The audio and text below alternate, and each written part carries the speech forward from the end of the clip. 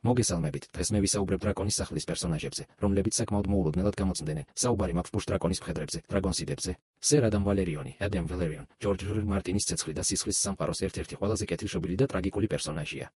ჰიუ ჰამერისა და ულფ თეთრისგან განსხვავებით, რომლებმაც ძალაუფლების გამო უღალატეს თავიანთ დედოფალს, ადამი ერთგულების, ღირსებისა და თავდადების სიმბოლოდ იქცა.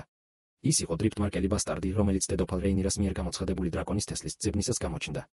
ადამმა მოათვინიერა სვისკვამლი, სიზმოკ, დრაკონი, რომელიც მანამდე რეინირას პირველ ქმარს, ლეინორ ვალერიონს ეკუთვნოდა.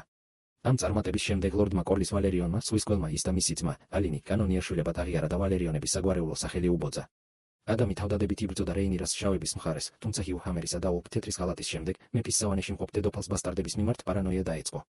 რეინირამ ადამის დაპატიმრება ბრძანა, რადგან თვლიდა, რომ ყველა ბასტარდი მოღალატე იყო. ლორდ კორლისის დახმარებით, ადამმა მოასწრო დედაქალაქიდან გაქცევა თავის დრაკონთან ერთად. იმის ნაცვლად, რომ დედოფალზე შური ეძია, ადამმა გადაწყვიტა თავისი ერთგულება საქმით დაემტკიცებინა. მან საიდუმლოდ შეკრიბა მდინარეეთის რევერლანდს, ლორდების ახალი ჯარი და მოულოდნელად თავს დაესხა ტამბლტონს, სადაც მოღალატეები და მწვანეების არმია იმყოფებოდნენ. ტამბლტონის მეორე ბრძოლაში ადამმა და მისმა დრაკონმა გმირულად იბრძოლეს. სვისკვამლი შეებრძოლა უმხედროდ დარჩენილ გიგანტ ვერმიტორს, ჰიუს სიკვდილის შემდეგ და ტესარიონს. ამ საშინელ საჰაერო ორთაბრძოლაში სამივე დრაკონი დაიღუპა, მათთან ერთად კი 24 წლის ადამ ვალერიონიც. მისი თავდადების წყალობით, მწვანეების არმიამ დედაქალაქზე წინსვლა ვეღარ შეძლო. ადამმა სიცოცხლის ფასად ჩამორეცხა ლაქა ბასტარდების სახელს. მისი გარდაცვალების შემდეგ დრიფტმარკში მის საფლავის ქვაზე მხოლოდ ერთი სიტყვა ამოტვიფრეს, ერთგული ლოიალ. ჰიუ ჰამერი, ჰიუ ჰემერ, მეტსახელად მძიმე ჰიუ, ჯორჯ რ. მარტინის ცეცხლი და სისხლის სამყაროს ერთ-ერთი ყველაზე სასტიკი პერსონაჟია. ის იყო დრაკონის ქვაზე გაზრდილი უბრალო მჭედლის ბასტარდი, დრაკონის თესლი, რომელმაც სამოქალაქო ომის, დრაკონების ცეკვის დროს წარმოუდგენელი ძალაუფლება ჩაიგდო ხელში. ჰიუმ მოათვინიერა ვერმიტორი, ვესტეროსის ისტორიაში ერთ-ერთი უდიდესი და უძლიერესი დრაკონი. თავდაპირველად ის დედოფალ რეინირა ტარგარიანის შავების მხარეს გმირულად იბრძოდა და გუტენბურგის საზღვაო ბრძოლაშიც გაიმარჯვა, რისთვისაც რაინდის წოდება მიიღო. თუმცა უეცარმა დიდებამ მისი ამბიციები საშიშად გაზარდა. ქალაქ ტამბლტონის დაცვისას ჰიუმ და მეორე ბასტარდმა, ულფ თეთრმა, უღალატეს რეინირას. მათ დრაკონების ცეცხლით თავად ქალაქი გაანადგურეს და მტრის, მწვანეების ბანაკში გადავიდნენ. ამ მოვლენას ტამბლტონის პირველი ღალატი ეწოდა. ამბიციით დაბრმავებულმა ჰიუმ მალე თავი მეფედ გამოაცხადა და შავი რკინის გვირგვინი დაიდგა. მისი ლოგიკა მარტივი იყო, ვისაც ყავს ყველაზე დიდი დრაკონი, მეფეც ის არის. ის აუტანელ ტირანად იქცა და შეურაცხყოფას აყენებდა დიდგვაროვნებს. მისი აღსასრული ტამბლტონის მეორე ბრძოლის წინ დადგა. ჰიუს თავხედობით შეძრწუნებულმა ლორდებმა საიდუმლო შეთქმულება მოაწყვეს.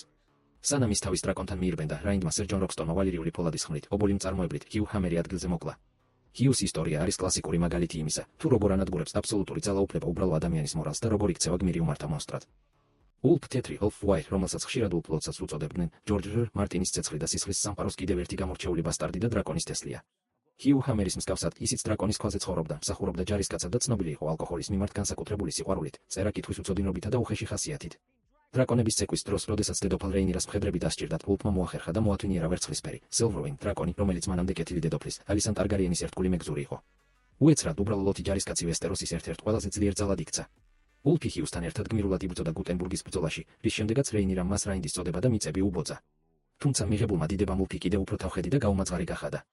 მას მცირე ჯილდოები არ აკმაყოფილებდა და უფრო დიდ სიმდიდრეს ითხოვდა. ჰიუ ჰამერთან ერთად ულფმაც უღალატა რეინირას ტამბლტონის ბრძოლაში. მათ საკუთარი დრაკონების ცეცხლით ქალაქი ფერფლად აქციეს და მწვანეების ბანაკში გადავიდნენ. ამ ღალატის შემდეგ ტამბლტონში ყოფნისას ულფის სისასტიკესა და ლოთობას საზღვარი არ ჰქონდა, ის ძარცვავდა, ძალადობდა და მწვანეების დიდგვაროვნებსაც კი ზემოდან უყურებდა. როდესაც ჰიუ ჰამერმა თავი მეფედ გამოაცხადა, ულფს ეს იდეა არ გაპროტესტებია, ის უბრალოდ მოითხოვდა, რომ თავად გამხდარიყო შტორმის კიდის, Storm's End ლორდი. მისი აუტანელი ქცევის გამო, დიდგვაროვნებმა მისი მოკლაც გადაწყვიტეს. ჰიუ ჰამერის მკვლელობის შემდეგ ულფი ბრძოლას გადაურჩა, რადგან ტამბლტონის მეორე ბრძოლის დროს საშინლად თვალს ეძინა. თუმცა დიდხანს სიცოცხლე არც მას ეწერა.